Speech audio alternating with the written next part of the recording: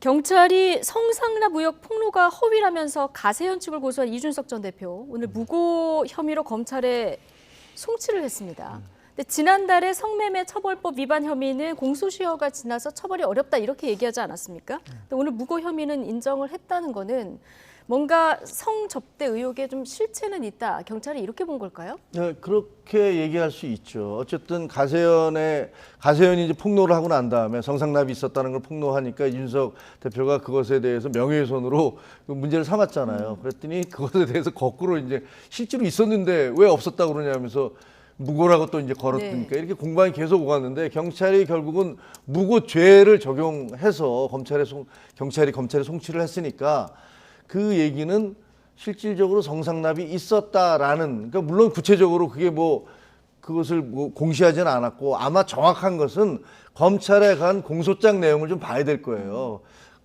어떠한 증거로 해서 이것이 무고에 해당된다고 봤는지가 이제 나와야지 저희가 얘기할 수 있을 거거든요. 근데 그것이 없는 상태에서는 지금 전체적으로 보면 어쨌든 경찰은 성상납이 있었다라고 판단을 했다는 거죠. 예, 이건 조금 더 자세히 들여다봐야 이제 정확한 걸 알 수 있는 상황인데요. 공소장을 봐야죠. 그렇죠. 증거인멸 교사 혐의는 이 증거 부족으로 송치하지 않았습니다. 그런데 사실 국민의힘 윤리위 그 이준석 전 대표에 대한 첫 징계 6개월 당원권 정지 내릴 때 그때 성상납 실체가 아니라 증거인멸 교사 혐의 여기에 대해서 이제 소명이 부족하다 이렇게 얘기하지 않았습니까? 그러면 윤리위 첫 징계에 오늘 이 경찰의 얘기가 좀 영향을 미칠까요?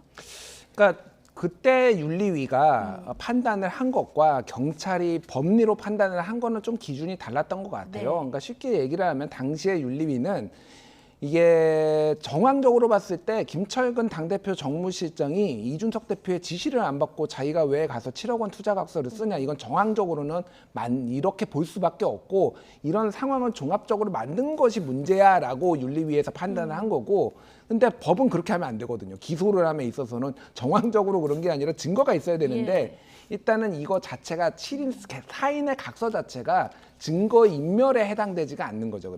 그러니까 이거를 증거인멸 교사라는 거를 법리를 적용하기가 어렵기 때문에 이제 법에서는, 그러니까 경찰에서는 그렇게 본 것 같습니다. 다만 이제 이 지금 무고 혐의에 대해서 방금 이제 이제 혐의가 있다라고 얘기를 했잖아요. 그러면 이거는 성매매에 대해서 둘 중에 하나거든요. 하나는 성매매를 한 증거를 경찰이 확실히 잡았거나 아니면은 굉장히 무리한 송치, 그러니까 기소를 전제로 한 송치거나 이 둘 중에 하나밖에 없어요. 왜냐하면은 지금 김성진 전 아이카이스트 대표 측이 지금 증거로 제시한 게 그동안 언론 보도를 보면은 영수증 같은 거예요. 영수증 같은 거하고 그때 동석했다라는 여성들 사진인데 그 자리의 사진이 아니라 다른 개인 그 사진을 줬다라는 거예요. 근데 여기에서 그러면 그게 무슨 그때 당시 CCTV가 남아 있는 것도 아니고 그거를 접대를 받는 거를 아닌 것도 아니고 영수증하고 이쪽 측에서 제시한 사진만으로 이거를 성매매로 볼 수 있느냐? 그러니까 더 만약에 경찰이 증거를 확보를 했던지 아니면은 이것만 가지고 그러니까 송치를 결정을 했다라고 하면은 검찰에서 불기소가 날 수가 있고 법원에서 무죄가 날 수도 있으면 그러면은 경찰이 상당히 곤욕스러운 상황이 펼쳐질 수도 있습니다. 성상납 부분, 그러니까 쉽게 얘기하면 7억 부분에 대해서 왜 그 공소장에 포함시키지 않았느냐는 제가 법률 전문가는 아닙니다. 변호사는 아닙니다만 그동안에 논란이 있었어요. 성상납이라는 것이 실제로 있었다 하더라도 그것은 공소시효가 끝났다.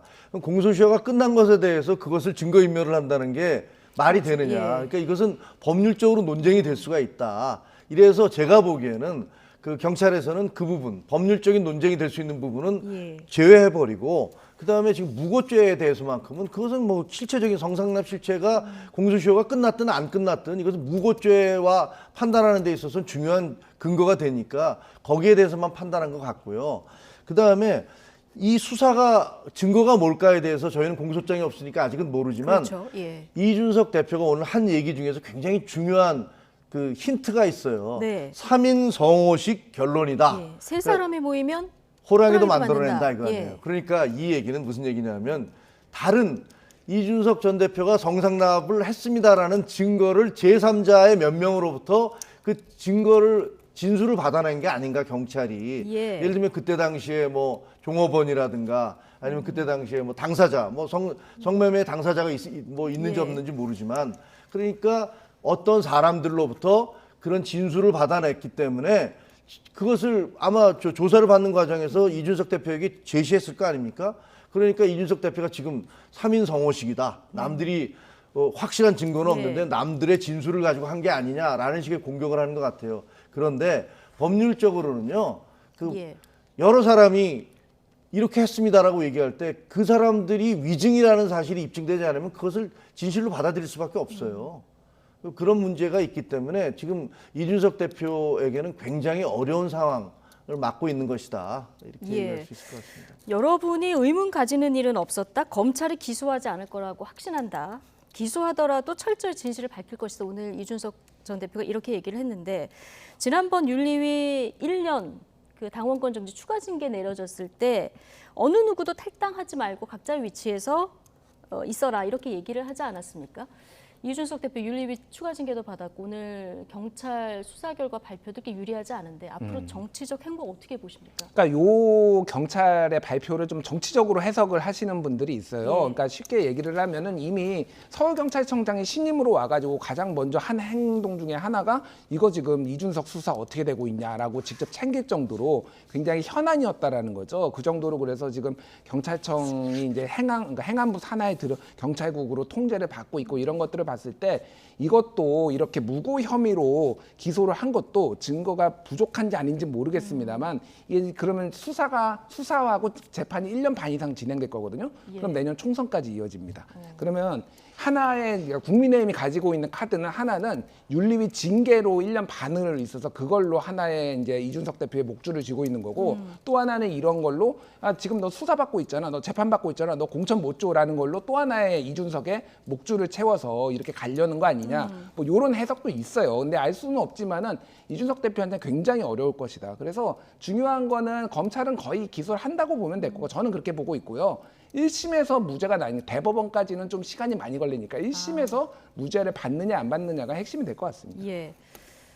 윤리위 그래서 1년 추가 징계한 것도 좀 애매하다 기간이 이런 해석이 있었는데 어쨌든 쭉 가서 1심에서 무죄가 내려질 가능성이 가장 크다 이렇게 보시는 거죠. 뭐 아직 모르겠습니다. 왜냐하면 제가 이거 아까 말씀하셨듯이 공소장이나 송치 결정문이 아직 확 나온 게 아니거든요. 그러니까 증거가 정말로 있던지 아니면은 증거가 없이 지금 무리하게 조금 정황만으로 한 거가 아닌지 뭐 그 둘 중에 하나라는 거죠. 그러니까. 검찰로 넘어가면 수사가 또 어떻게 진행될지 모르기 때문에 이건 좀 지켜봐야 될 것 같습니다.